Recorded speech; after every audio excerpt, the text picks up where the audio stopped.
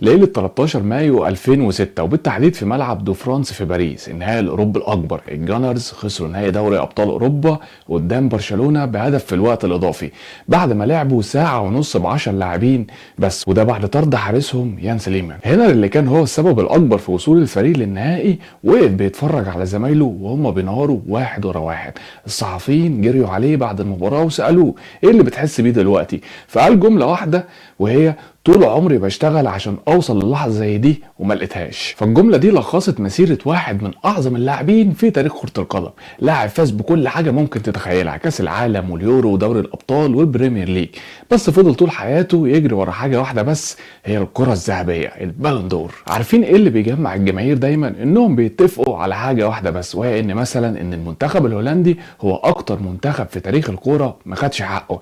الهولنديين وصلوا لنهايه كاس العالم 3 مرات على التوالي وما حققوش البطوله ولا مره، وده كلام مؤلم بصراحه. طب لو جينا بقى نسال نفس السؤال ده على اللاعبين وسالنا مين اعظم لاعب في التاريخ ما فازش بالبالون دور، طبعا ما تجيبليش مارادونا وبيليه، لان البالون دور قبل 1995 كانت بس للاوروبيين، فمش عادل ان احنا نحسبهم. فممكن يجي في دماغك اسامي زي فرانك لامبرت او السلطان ابراهيموفيتش او حتى تشافي هرنانديز، بس انا شايف ان اعظم لاعب ما فازش بالبالون دور هو الغزال الاسمر تيري اونري. الراجل ده فاز بكل حاجه ممكن تتخيلها، كاس العالم واليورو وكاس القارات ودوري الابطال وكاس العالم للانديه والبريمير ليج، حرفيا كل حاجه. ومع كل ده ما قدرش يمسك الكره الذهبيه بايده. طب ليه وايه السبب؟ ده اللي هنتكلم فيه النهارده. مش بس هنقول ليه ما فازش بالجائزه، لكن هنحكي كمان قصه مسيرته الحافله بالتفاصيل المثيره. فاعمل لايك وشير وسبسكرايب ويلا بينا. قبل ما نبدأ خليني اقول لك حاجة ممكن تتفاجئ منها. تيري اونري في طفولته ما كانش بيحب كرة القدم خالص. زي ما سمعت، الوحش اللي كان بيلعب بالمدافعين زي الدمى في البريمير ليج والدوري الاسباني ما كانش بيحب الكورة وهو صغير، وابوه هو اللي اجبره يتدرب. وده بيوضح ان الاهل دايما شايفين مصلحة اولادهم قبل ما يشوفوها هم، بس كمان الصدفة والحظ بيلعبوا دور كبير في حياتنا كلنا. وده بالظبط اللي حصل لما كشافة نادي موناكو شافوه بالصدفة وهو بيتدرب، راحوا على طول عند ابوه وقالوا له بدون كلام زياده ان ابنك ده موهبه نادره ومحتاجينك تبعت ابنك عشان يعمل تجارب قبول في اكاديميه كلير فونتن. واكاديميه كلير فونتن دي من اكبر اكاديميات كره القدم في العالم. هنري كان من ضمن 800 طفل اتعرضوا للتجارب في كلير فونتن، ومن ال 800 دول نجح بس 24 طفل، وطبعا كان من ضمنهم بطلنا تيري اونري، ومعاه كمان نجح نيكولاس انيليكا وويليام جالس. وعلى فكره جالس وهنري مولودين في نفس اليوم 17 اغسطس 1977. وبعد سنتين من انضمامه للاكاديميه كان هنري بيسجل اكتر من 90 هدف في كل موسم. 90 هدف، الارقام دي مخيفه لطفل صغير، لدرجه ان في 1992 كشافه موناكو جم حضروا مباراه كسبت فيها فرقة هنري 6-0. مش الفوز الكبير ده كان المشكلة، لكن المشكلة ان صاحبنا تيري اونري هو اللي كان مسجل ال6 اهداف كلهم لوحده. وطبعا الكشافين لما شافوا الاداء الاسطوري ده نزلوا فورا عنده في الملعب وقالوا له حضر شنطك وتعالى معانا، عايزينك تتدرب في اكاديمية موناكو وتتعلم الكرة الاحترافية صح. وفعلا في 1992 انتقل تيري اونري للتدريب مع فريق موناكو تحت ال17 سنة، وقعد لحد 1994 لحد ما جه فيه واحد فرنسي كبير الاسم، هنقول ان الاحرف الاولى من اسمه ارسن فينجر، اللي كان وقتها مدرب موناكو، جه يحضر تدريبات فريق الشباب. ولما شاف هنري وهو بيلعب وبيتفنن في احراج المدافعين قال في نفسه خلاص لقيت اللي كنت بدور عليه. وده كان بداية مسيرة الغزال الاسمر الاحترافية. في الموسم الاول لهنري مع موناكو 1994 1995 الولد اشترك مع الفريق بأقل من 300 دقيقة في الموسم كله، ونجح يسجل 3 أهداف بس. وفي الموسم الثاني 95-96 كان لسه لاعب احتياطي وسجل كمان 3 أهداف، بس رغم انه كان على الدكة لكنه تم استدعائه لمنتخب فرنسا في بطولة أوروبا تحت 19 سنة. وطبعا بطلنا كان نجم البطولة وقاد المنتخب للقب بعد ما سجل الهدف الوحيد ضد أسبانيا في النهائي، وتم اختياره كأفضل موهبة صاعدة في فرنسا. وفي الموسم الثالث 96-97 هنري بقى اخيرا لاعب اساسي، وكان ليه دور محوري في تتويج موناكو بالدوري الفرنسي. بس فجأة ومن غير ما حد يتوقع سمعنا ان تيري هنري وقع عقد مع ريال مدريد. طب ايه الحكاية؟ ريال مدريد تواصلوا مع هنري ووقعوا معاه عقد من ورا ظهر ادارة موناكو من غير ما يتفقوا معاهم. فادارة موناكو رفعت قضية ضخمة ضد ادارة ريال مدريد، وفي الاخر كسبوها واحتفظوا بالغزال الاسمر. بس هنري كان ممكن يتعرض للايقاف بسبب اعتماده على وكيل اعمال مش معتمد. بتفكر لو هنري لعب مع ريال مدريد كان ممكن يكون فاز بالبالون دور، فريال مدريد كانت اكيد هتساعده يوصل للجائزة. بس يلا خلينا نكمل ونشوف ايه الاسباب الحقيقية.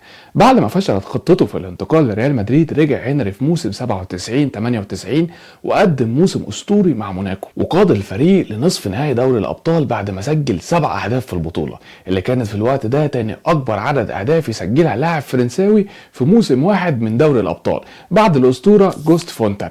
بس للاسف خسروا في نصف النهائي قدام السيدة العجوز يوفنتوس. وبعد الاداء المميز ده تم استدعاء هنري لمنتخب الديوج اللي حقق كاس العالم لاول مرة في تاريخه سنة 1998. بس صاحبنا ما اشتركش في المباراة النهائية جنب زيدان رغم انه كان هداف المنتخب في البطولة بعد تسجيله 3 اهداف. فيا ترى كان ايه السبب؟ اصابة ولا كان مستبعد ولا ما كانش في احسن احواله؟ اكتب لي تحت في الكومنتات. هنري بعد ما بقي بطل عالم قال في نفسه لازم انتقل من موناكو والعب في دوري اقوى. وقتها ما كانش فيه خيار تاني غير ارسن فينجر، فهنري راح باعت له، وارسن فينجر رد عليه وقال له روح على ارسنال وكلم الناس هناك. وفعلا ارسنال رحبت بالفكره وقدمت عرض لموناكو، بس اداره النادي طلبت مبلغ كبير. وهنا جه دور اداره يوفنتوس اللي كانت معجبه باداء هنري ضدهم في دوري الابطال، وتعاقدوا معاه فعلا مقابل 12.5 مليون يورو في 1999. وده بالمناسبه كان رقم قياسي كاغلى لاعب فرنسي في التاريخ وقتها. هنري كان سعيد جدا لانه كان رايح يلعب جنب صديقه زين الدين زيدان، وكمان كان مدربه هناك مارشيلو ليبي اللي كان واثق فيه ومؤمن انه هيبقى اسطوره في يوم من الايام. بس من سوء حظه بعد اسبوعين بس من انتقاله اداره يوفنتوس قررت تقيل ليبي وتعين كارلو انشيلوتي، وده كان اول صدمه في مسيره تيري اونري لان انشيلوتي ما كانش معجب بهنري وكان بيسيبه احتياطي على الدكه طول الوقت. ونتيجه لكده تراجع مستوى هنري بشكل كبير لدرجه انه ما استدعاش لقائمه المنتخب الفرنسي في نفس السنه. وبعد نص موسم بس مع يوفنتوس هنري بعت رساله تاني لارسن فينجر وقال له انقذني من الوضع اللي انا فيه، مسيرتي بتضيع. وفعلا فينجر الراجل اللي بيحب هنري بجد ما تاخرش وراح لاداره يوفنتوس وحط على الطاوله شيك ب 16 مليون يورو اللي كان رقم قياسي لارسنال في الوقت ده، وقال لهم خدوا الفلوس وابعتوا لي هنري على لندن المهاجم اللي مش عاجبكم واللي قاعد على الدكه. طبعا هنري طار من الفرحه انه رايح يلعب تحت قياده فينجر في اقوى دوري في العالم مع صديقه القديم نيكولاس انيلكا. بس قبل ما يوصل لانجلترا ب 24 ساعه نيكولاس انيلكا صديقه واخوه قرر يسيب النادي. وهنا جه دور ارسن فينجر اللي اتخذ قرار جريء ومجنون، وهو انه يعتمد على تيري اونري كمهاجم اساسي للجانرز. وطبعا هنري قال في نفسه انا اللي كنت قاعد على الدكه هبقى مهاجم اساسي ازاي؟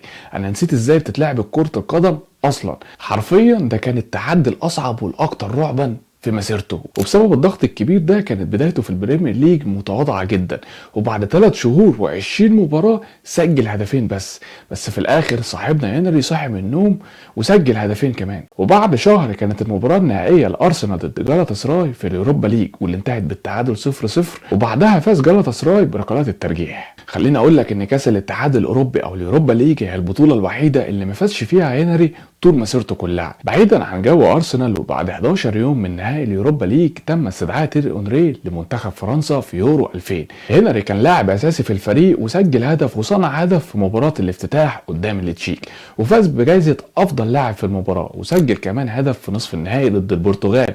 وفي النهائي ضد ايطاليا انتهت المباراه بفوز الديوك بهدف تريزيجيه الذهبي في الوقت الاضافي بعد تعادل 1-1. بس مساهمه هنري في المباراه الكبيره دي كانت ضعيفه جدا. وهنا يا حبيب اخوك بنكتشف ان هنري عنده مشكله كبيره في النهائيات، مستواه بيضعف دايما في المباريات الفاصله، وده بيفكرني بهاري كين بصراحه. بغض النظر عن التشبيه ده وبغض النظر عن ارقامه في بدايه الموسم الثاني مع ارسنال اللي انخفضت، وبغض النظر عن خسارته لنهائي كاس الاتحاد الانجليزي، تيري اونري حصل على المركز الرابع في ترتيب البالون دور لعام 2000. يعني لويس فيجو وزيدان وشيفشينكو بالترتيب كانوا افضل منه، بس ما ننساش انه كان في الوقت ده عمره 22 سنة بس، فكل المؤشرات كانت بتقول انه هيشيل الكرة الذهبية في يوم ما. وفعلا في موسم 2001 2002 اثبت هنري انه يستاهل اكتر من المركز ده بعد ما سجل 32 هدف وصنع 9 اهداف في كل المسابقات، وتفوق على الاسطورة الهولندية فان نيستلروي، وفاز بلقب هداف الدوري الانجليزي برصيد 24 هدف، وحقق مع الجانرز الدبل. بس مرة تانية اداؤه كان مخيب في النهائي ضد تشيلسي، وفي دوري الابطال سجل 6 اهداف بس. في مرحله المجموعات خرج الفريق في الدور الثاني بعد الخساره من يوفنتوس. وفي الموسم اللي بعده 2002 2003 هنري كسر اخيرا عقده النهائيات، وكان رجل مباراه كاس الاتحاد الانجليزي ضد ساوثهامبتون، وحقق اللقب مع الجانرز. وارقامه في الموسم ده كانت اسطوريه، 60 مساهمه تهديفيه منهم 32 هدف و28 اسيست، وبكده بقى هنري اول لاعب في تاريخ الكوره يسجل فوق ال 20 هدف ويصنع فوق ال 20 هدف في موسم واحد في كل المسابقات. لكن طبعا جه بعد كده ليونيل ميسي مع كريستيانو رونالدو وعملوا الارقام دي تقريبا كل يوم. بس نرجع لموضوعنا، هنري بعد ما فاز بلقب افضل لاعب في الدوري وحقق الرقم القياسي ده، المنطق بيقول انه هياخد البالون دور، بس للاسف جه في المركز الثاني بعد اللي تشيكي بافل نيدفيد. محدش فاهم ايه اللي بيحصل مع هنري، وحتى في جائزة افضل لاعب في العالم من فيفا جه في المركز الثاني بعد زميله في المنتخب الاسطورة زين الدين زيدان. بصراحة تيري اونري حقق رقم قياسي ومستواه كان اسطوري، بس كمان كان في لاعبين قدموا اداء افضل منه. يعني هنري ما فازش بلقب الهداف في الموسم ده، فان نيستلروي فاز بيه برصيد 25 هدف. يعني في انجلترا فان نيستلروي كان افضل منه. وبعيدا عن انجلترا في دوري الابطال سجل هنري 7 اهداف وصنع 3، وهي ارقام كويسه، بس كفايه ان فريقه ما وصلش للدور الثاني. فلما كان العالم بيتفرج على مالديني وهو بيرفع الاذنين او على نيدفيد وهو بيبدع في وسط الملعب، كان هنري قاعد في بيته بيتفرج عليهم. فبصراحه مش منطقي تتجاهل اللاعبين دول اللي كان ليهم تاثير طول الموسم وتدي البالون دور للاعب ما معهوش لقب دوري ولا حتى لقب الهداف، مع كامل احترامي لتيري اونري. في الموسم اللي بعد كده 2003 2004 الموسم ده مش بس استثنائي، ده موسم مستحيل ينساه اي محب للكوره. ارسنال حقق البريمير ليج الذهبي وبقى اول فريق في تاريخ الدوري الانجليزي الممتاز يحقق اللقب من غير اي هزيمه، وهنري كان ليه دور محوري في الانجاز ده، وخصوصا في الجوله الاولى من الدوري ضد ليفربول. سجل هاتريك في مباراه ارتقى فيها مستوى الشوط الاول بتقدم ليفربول 2-1، وجاءت الريمونتادا بفوز 4-2 لارسنال بفضل هاتريك هنري. وفي نهاية الموسم كان صاحبنا هنري محطم الرقم القياسي لعدد الأهداف في موسم واحد في الدوري الإنجليزي ب30 هدف، وفاز بلقب الهداف وبجائزة أفضل لاعب في البريمير ليج، فضلا عن جائزة الحذاء الذهبي الأوروبي. يعني الراجل حقق تقريبا كل حاجة، وفضل حاجة صغيرة بس وهي البالون دور. مش عارف أقول لكم إزاي إن هنري جه في المركز الرابع في ترتيب البالون دور، وده كان خلف شيفشينكو وديكو ورونالدينيو. يمكن تقولوا في أول مرة الحجة كانت إنه محققش لقب الدوري، طب المرة دي هو محقق الدوري الذهبي، بس التفسير في الحقيقة بسيط، لانه ببساطه بعيدا عن البريمير ليج الذهبي في دوري الابطال ما قدمش حاجه تذكر تقريبا، ما عدا مباراه في دور ال16 قدام سيلتا فيجو، وارسنال طلعت من البطوله من دور ربع النهائي على ايد تشيلسي. وكمان ارسنال ما حققش كاس الاتحاد ولا كاس الرابطه، وحتى مع منتخب فرنسا في يورو 2004 خرجوا من الدور الثاني على ايد اليونان اللي حققت البطوله بعد كده. ونقطه مهمه لازم نعرفها، صح انه فاز بالبريمير ليج الذهبي، بس البريمير ليج في الوقت ده ما كانش الدوري رقم 1 في العالم، الدوري الايطالي كان اقوى منه بكتير. ولو قارنت هنري باللاعبين اللي سبقوه في ترتيب البالون دور هتلاقي انجازاتهم اكبر بكتير. يعني عندك ديكو حقق دوري الابطال مع بورتو ووصل للنهائي اليورو مع منتخب بلاده، ورونالدينيو مش محتاج شرح كان افضل من تيري اونري بكتير. في موسم 2005-2006 صح ان الموسم كان صفر للجانرز، بس هنري بقى اول لاعب في التاريخ يفوز بجائزة الحذاء الذهبي الاوروبي مرتين متتاليين، وفاز بكل ثقة في الموسم التالي 2005-2006 على امل انه يحقق بطولة اوروبية مع ارسنال. وفعلا هنري بدأ الموسم بقوة وحطم رقم ايان رايت وبقى الهداف التاريخي للنادي. وفي دوري الابطال سجل هدف الفوز الوحيد على ريال مدريد في دور ال16، وسجل وصنع ضد يوفنتوس في ربع النهائي، واتألق في نصف النهائي قدام فيريال، ووصل فريقه لنهائي البطولة لأول مرة في تاريخ النادي عشان يواجه برشلونة. بس هدف بيليت في الوقت الإضافي قضى تماما على حلم الغزال الاسمر في تحقيق اللقب الاغلى. وبعد الكارثه دي بشهرين جت الصفعه الثانيه بنطحه زيدان الشهيره وخساره نهائي كاس العالم 2006 قدام المنتخب الايطالي في ركلات الترجيح. وبسبب خساره نهائيين متتاليين تيري هنري جه في المركز الثالث في البالون دور لعام 2006 خلف ابطال العالم فابيو كانافارو وجيان لويجي بوفون. فخلاص يا حبيب اخوك مفيش امل لهنري انه ياخد الكره الذهبيه. وفي موسم 2006 2007 اللي كان مليء بالاصابات وفشل الفريق في تحقيق لقب الدوري، هنري قعد مع نفسه وفكر وقال يا ابو تيري انت راجل هيبقى عمرك 30 سنه وحققت كل حاجه حلمت بيها مع ارسنال ما عدا دوري الابطال، فايه اللي يمنعك انك تسيب الفريق ده وتروح لفريق اقوى وتحقق معاه الحلم الاكبر وترفع الاذنين. وفعلا ده اللي حصل. في يوليو 2007 انتقل صاحبنا هنري لنادي برشلونه مقابل 24 مليون يورو بس.